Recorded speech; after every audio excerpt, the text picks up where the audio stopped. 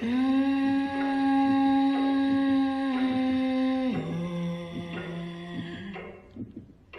of the scariest places on Earth is holding another dark secret. Baltimore, a city with one of the most highest murder rates, well known for its crime and fashion, bears a secret so menacing, no one dared to discuss until now. Centuries ago, a galactic empire, known as the Reptilians, descended down to Earth in search of the most fearless warriors. Warriors sent to save humanity through their passion. Little did they know, the Reptilians had a plot to turn them all to reptiles and kill each and every one of them by making them kill each other.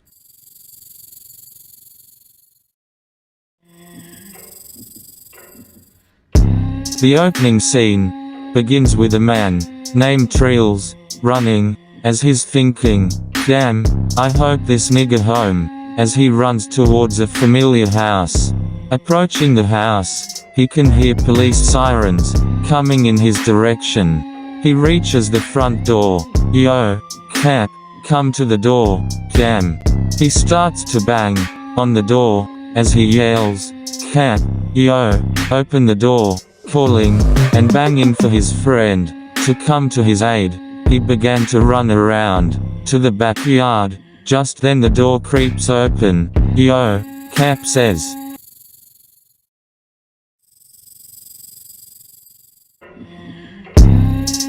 "Damn man, fuck you was it, my nig," Trills says. "I had to take care of those niggas on my own.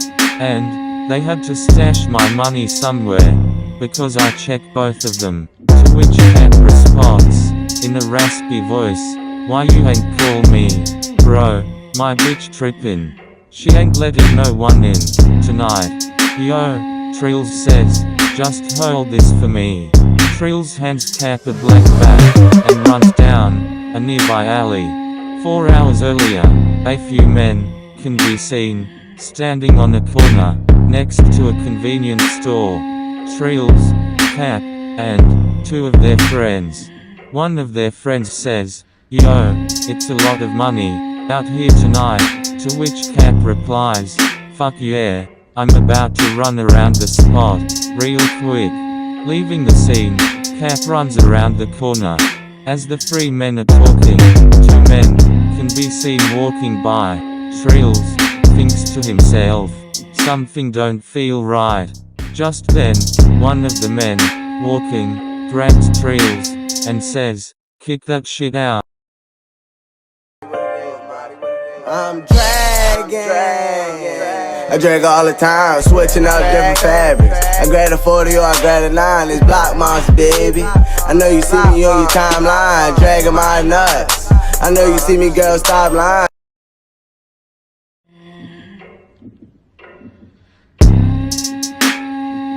You know what time it is. Trills debates for a second. Reaching in his pocket, he looks the guy in the eyes and thinks, "I seen this nigga before." He gives the guy the money. As the men start to run away, one of them turns and says, "Niggas ain't walking away from this," and start to open fire. Thinking quick, Trills jumps into the convenience store entrance, grabs a weapon he had stashed, and runs after the gunmen. For a second, Trills thinks they are running towards the trapped house where Cap is. So he hurries to the house to see that Cap isn't there. Taking off back around the corner, he sees the gunmen walking through the alley. So he runs down on them and says, "Think I wasn't gonna catch you bitch ass niggas, huh?" As he opens fire, Trills, searching their pockets for his money, yells, "Damn man, fuck, where is the money?" But he's interrupted by another thought. "I hope Cap is okay," he thinks. So he runs to Cap's house.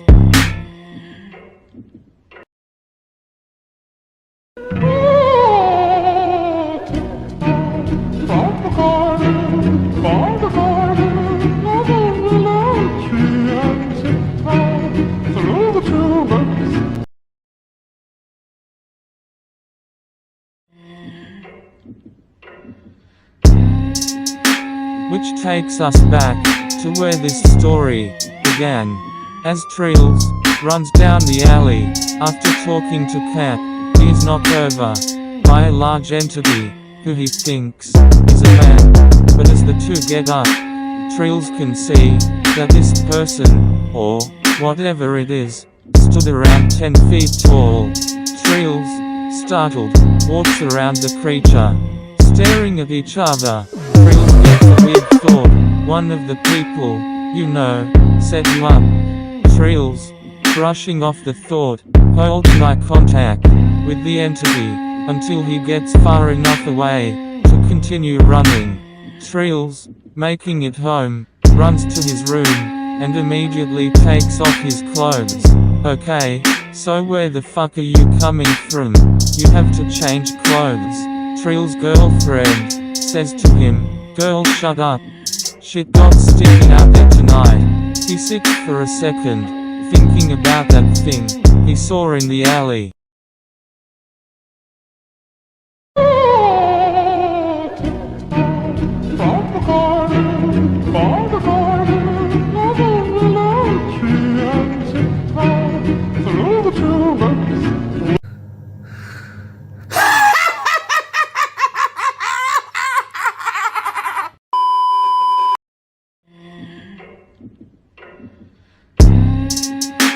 And his thoughts of someone setting him up.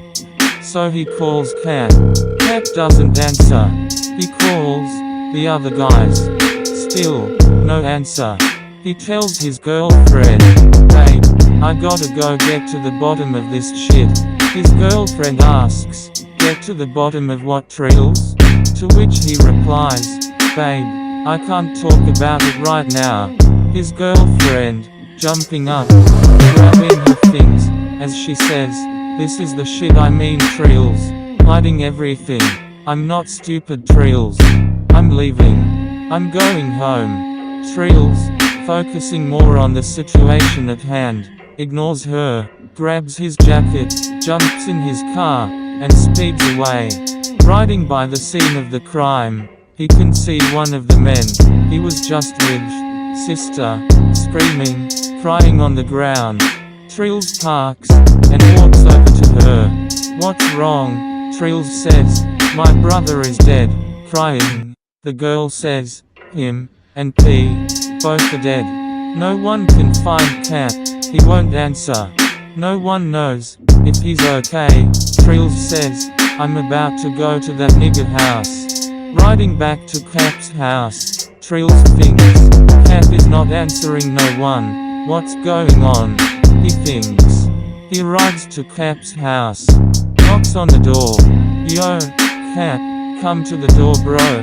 Knocking on the door. He calls Cap's phone. Before he could knock again, Cap opens the door. "What's up?" Cap says, "My bad, bro. She's really on some shit tonight. Is everything okay?"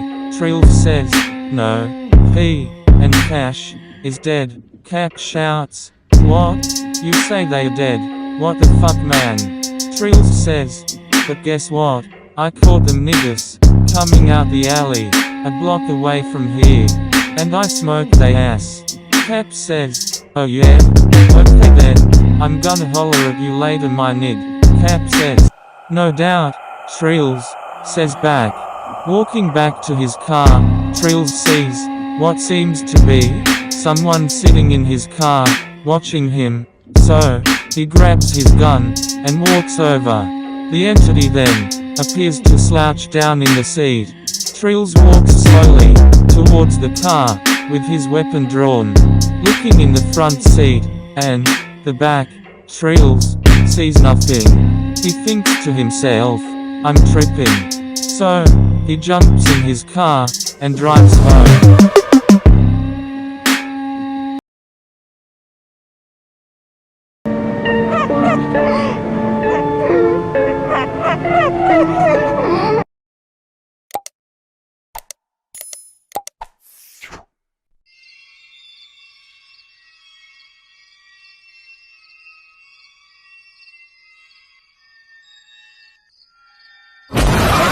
Marty, what it is, Marty, what it is, Marty, what it is. I'm dragging. I drag all the time, switching up different fabrics. I grab a 40 or I grab a 9, it's block monster, baby. I know you see me on your timeline, dragging my nuts. I know you see me, girl, stop lying.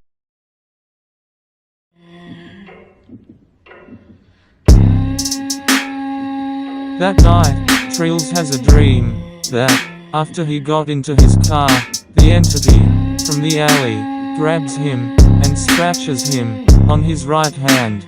He looks down and sees his hand cut in half and blood pouring down his body.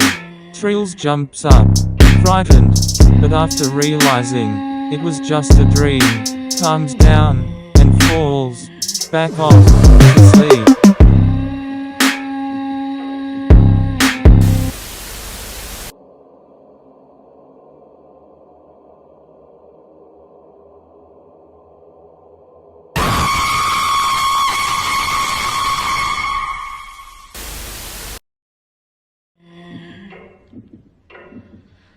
Waking up the next morning, Trills gets dressed and calls up his side piece. "What's up? I'm about to slide through there." "Okay," Trills says, to which the woman replies, "Okay, come through my back door." Getting to the female's house, it's none other than his girlfriend's sister.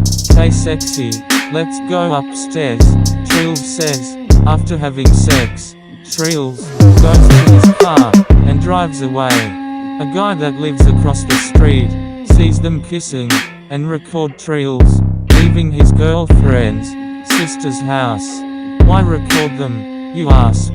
Because he's been waiting to sleep with Trills' girlfriend for years, being though he already slept with her sister.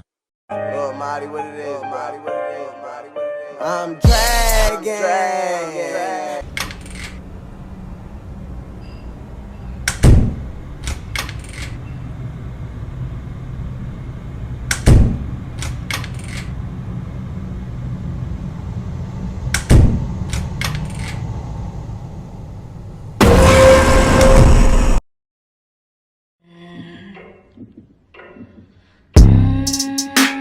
Later that night, Trills and Cap are sitting in the trapped house, when, all of a sudden, they hear a loud bang on the door. Trills grab all the money and drugs and hide them in the wall, and Cap runs to the door and yells, "Yeah, who's that?" To which, no response. Cap looks out the peephole, and he sees no one. He yells out again, "Who's that?" No one answering. So Cap returns to the kitchen with Trills. "Man, it's no one at the door." "Huh?" Trills says, "Someone just banged on the door." Dismissing the knocking, they go back to cooking up their next batch of drugs for distribution. "It's been a long night," Cap says, "I'm about to split." "Yeah, me too." As they're coming out the back door, they can see a large entity standing over by a tree. "Who the fuck is that?" Cap says, to which Trills, heart racing, says, "Yo, I think I seen that motherfucker in your alley last night." "Fuck no," Cap says. "I'm about to walk over there." The two men approach the figure. Just then, it disappears right before their eyes, frightening the two men as they run back to the trapped house. "What the fuck was that? That shit vanished," Trills says. "Did you see that?" "Fuck yeah," Cap says. The two men burst into laughter. "Yo, that's some spooky shit, man," Trills says to Cap. "When I seen him, we bumped into each other. Then it felt like he spoke to me, said something like, 'Someone is setting me up.'" The laughter stopped. Cap looks at Trills and says, "Fuck you talking about?" To which Trills replies, "Yeah, that shit was weird. Shit had me thinking." Cap says, "Thinking what?" Just then, a large humanoid creature appears in the room. Shocked, both men rush to the door, but the door slams and traps them in the house.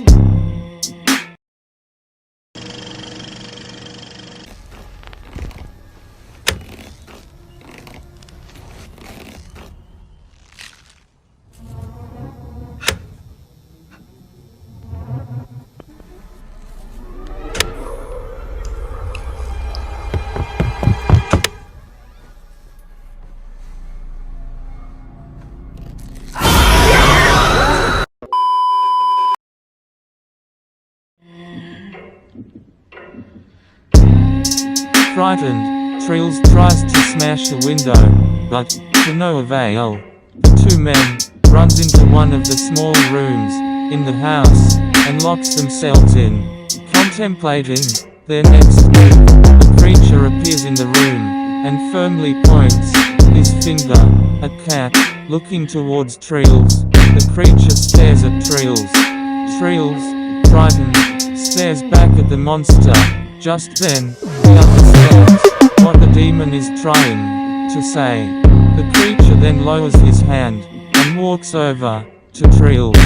Not knowing what to do, Trills tries to run towards the creature, and punch it, but it smacks his hand away, and picks him up by the neck. The creature licks Trills on the face, and slams him to the floor. As Cat watches in horror, the monster then picks Trills to his feet, and hands him a gun. Trills runs over to Cat, and says, "You set me up, man, didn't you?" Holding the pistol to Cat's head, Cat cries out, "Yeah man, I did it. You're getting too much money, man. I'm sorry, please don't kill me." Cat says, "Shorty told me to do it." Trills debates for a second, then looks at the creature, then looks back at Cat, and says, "Fuck you talking about? You wasn't gonna let me live, was you? You were my best friend." As he aims the gun, pulling the trigger, gazing through the gun smoke, he looks at the creature, and it suddenly disappears.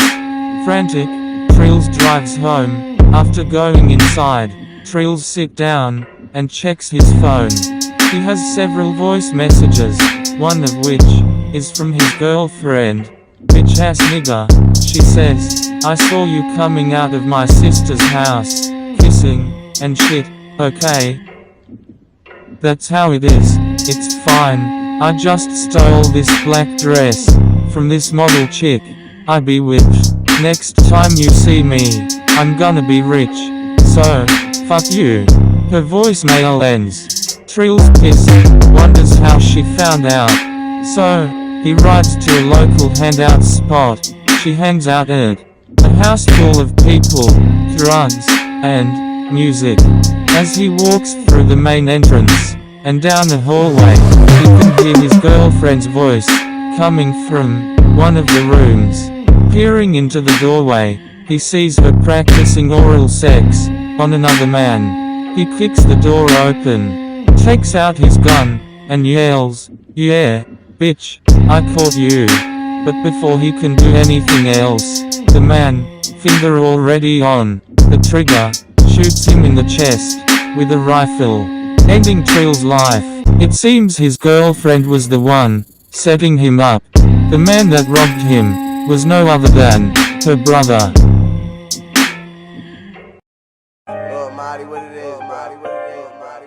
I'm dragging. I drag all the time, switching up different fabrics. I grab a 40 or I grab a 9, it's block monster, baby. I know you see me on your timeline, dragging my nuts. I know you see me, girl, stop lying.